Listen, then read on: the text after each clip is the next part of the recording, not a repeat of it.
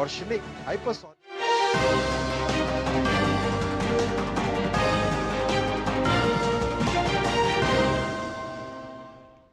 नमस्कार, स्वागत है आपका हमारे इस विशेष बुलेटिन में। मैं रेशमा आपके साथ और मेरे साथ है मेरी सहयोगी बीना सिंह। आइए नजर डालते हैं इस वक्त की हेडलाइंस पर। गृह मंत्री अमित शाह आज से गुजरात के 2 दिवसीय दौरे पर। गांधीनगर और अहमदाबाद में कई कार्यक्रमों में होंगे शामिल। कल भारत पाकिस्तान सीमा पर हरामी नाला सीमा चौकी का करेंगे निरीक्षण।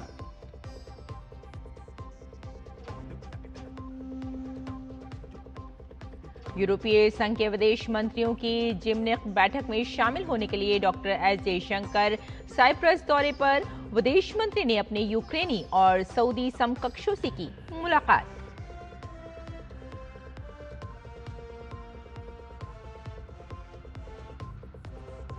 ट्विशा शर्मा केस में आरोपी सास गिरिबाला सिंह को लगा बड़ा झटका। मध्य प्रदेश हाईकोर्ट ने रद्द की अग्रिम जमानत। गिरफ्तारी की तलवार लटकी।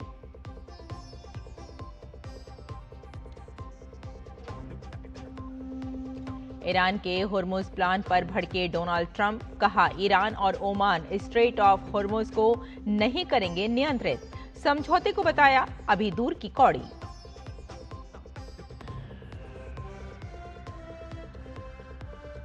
और आईएसएसएफ म्यूनिख वर्ल्ड कप में ईशा सिंह का अचूक निशाना। महिलाओं की 25 मीटर पिस्टल स्पर्धा में जीता स्वर्ण।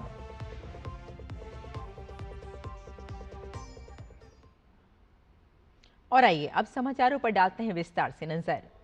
केंद्रीय गृह एवं सहकारिता मंत्री अमित शाह आज गुजरात दौरे पर रहेंगे। इस दौरान अमित शाह गांधीनगर और अहमदाबाद में विभिन्न विकास कार्यक्रमों में भाग लेंगे।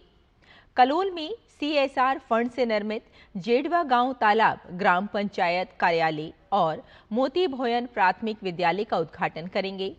वहीं अहमदाबाद में सीबीएसई के नवनिर्मित प्रादेशिक कार्यालय का लोकार्पण करेंगे।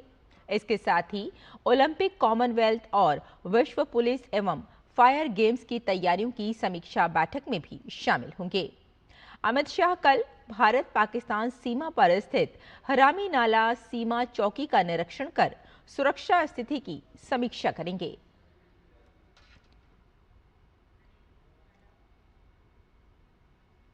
राष्ट्रपति द्रौपदी मुर्मू के 3 दिवसीय सिक्किम दौरे का आज अंतिम दिन है। राष्ट्रपति मुर्मू आज गंगटोक में पौधारोपण करेंगी। इसके साथ ही सिक्किम पुलिस को राष्ट्रपति पुलिस ध्वज प्रदान करेंगी। इससे पहले कल राष्ट्रपति सिक्किम विश्वविद्यालय के 7वें दीक्षांत समारोह में शामिल हुई थीं। इसके साथ ही उन्होंने महिलाओं के लिए विशेष बसों को हरी झंडी दिखाकर रवाना किया था। मध्य प्रदेश उच्च न्यायालय ने हाई प्रोफाइल ट्विशा शर्मा हत्याकांड में आरोपी सास गिरिबाला सिंह की अग्रिम जमानत रद्द कर दी है। हाई कोर्ट के न्यायमूर्ति देवनारायण मिश्रा की अदालत ने बुधवार को करीब 3 घंटे की लंबी बहस के बाद अपना फैसला सुरक्षित रख लिया था, जिसे कल देर रात जारी किया गया। 17 पन्नों के अपने विस्तृत आदेश में हाई कोर्ट ने भोपाल की 10वीं अतिरिक्त सत्र अदालत द्वारा बीती 15 मई को गिरिबाला सिंह को मिली अग्रिम जमानत के फैसले को पूरी तरह निरस्त कर दिया है। हाईकोर्ट ने सख्त टिप्पणी करते हुए कहा कि निचली अदालत ने मामले के तथ्यों, गवाहों के बयानों और गंभीर आरोप पर गहराई से विचार नहीं किया था। अदालत ने स्पष्ट किया कि रिकॉर्ड पर मौजूद सबूतों के आधार पर यह बिल्कुल नहीं कहा जा सकता है कि आरोप केवल मृतका के पति समर्थ सिंह तक ही सीमित है। आपको बता दें कि इस संवेदनशील मामले की जांच अब सीबीआई कर रही है। जांच एजेंसी ने हाई कोर्ट के सामने दलील दी थी कि केस की तह तक जाने के लिए आरोपी सास गिरिबाला सिंह को हिरासत में लेकर पूछताछ करना बेहद जरूरी है, जिसके बाद एजेंसी ने जमानत रद्द करने की मांग की थी।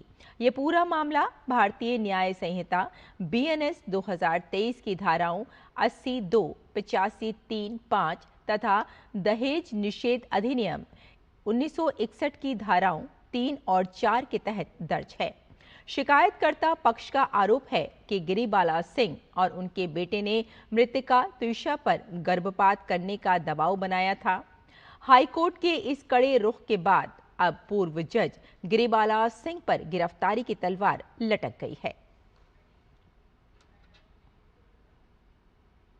और केरल के कुन्नूर जिले के एझीमाला में स्थित भारतीय नौसेना अकादमी INA में आज पासिंग आउट परेड आयोजित होगी। Spring term 2026 passing out parade में वाइस एडमिरल समीर सक्सेना बतौर मुख्य अतिथि शामिल होंगे।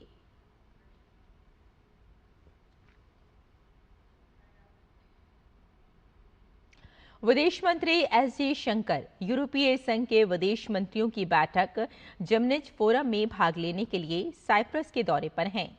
साइप्रस पहुंचने के बाद विदेश मंत्री ने अपने यूक्रेनी समकक्ष एंड्री सिबिहा से मुलाकात कर रूस यूक्रेन संघर्ष, युद्ध क्षेत्र के घटनाक्रम और व्यापक और स्थायी शांति प्राप्त करने के उद्देश्य से किए जा रहे प्रयासों पर चर्चा की। विदेश मंत्री ने इस बैठक को बहुत उपयोगी बताया।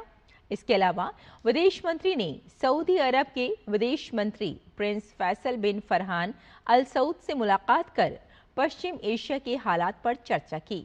वहीं उन्होंने यूरोपीय संघ की विदेश मामलों और सुरक्षा नीति की उच्च प्रतिनिधि काजा कलास से भारतीय यूरोपीय संघ सहयोग और पश्चिम एशिया में क्षेत्रीय घटनाक्रमों पर बातचीत की।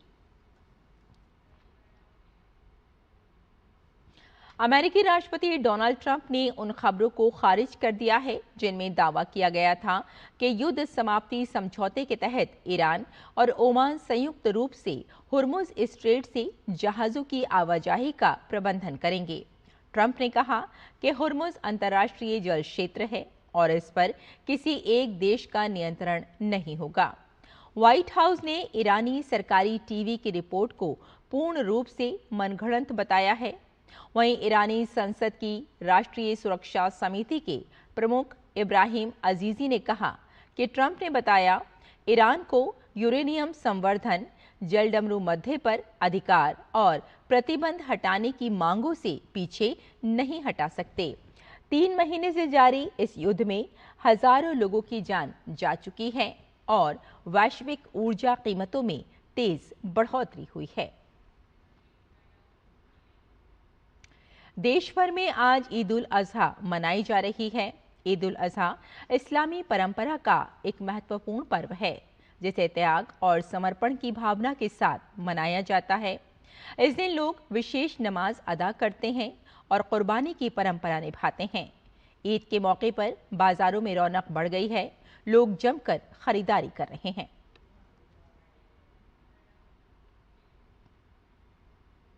और जर्मनी के म्यूनिख ओलंपिक शूटिंग रेंज में भारत की युवा निशानेबाज ईशा सिंह का शानदार प्रदर्शन देखने को मिला है।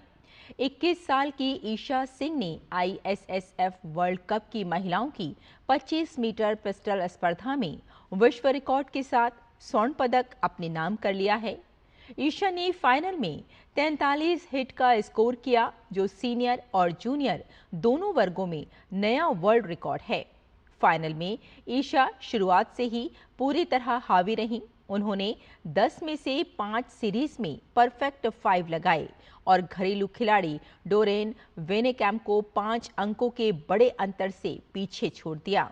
बुल्गारिया की मिरोस्लावा मिंचेवा ने ब्रॉन्ज मेडल जीता। क्वालिफिकेशन में भी ईशा ने शानदार प्रदर्शन करते हुए 587 अंक के साथ फाइनल में जगह बनाई।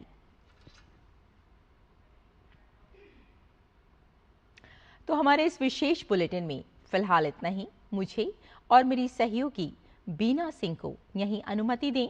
नमस्कार।